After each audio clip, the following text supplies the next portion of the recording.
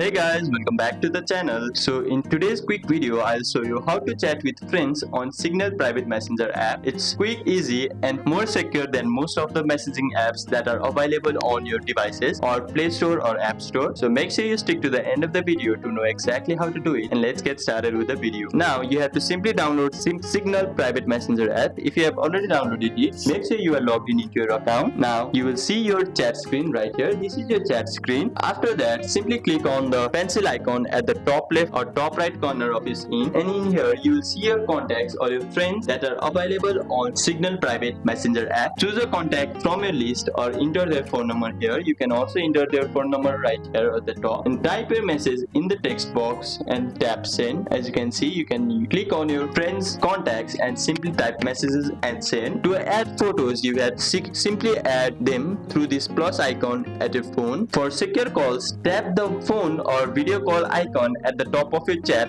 As you can see here, these two are for video call and audio call, and that's how you can chat on Signal Private Messenger app. Super simple, private and secure. If this video helped you out, don't forget to like, share and subscribe, and stick around for next Signal tutorial. Thank you for watching, and I'll see you on the next one.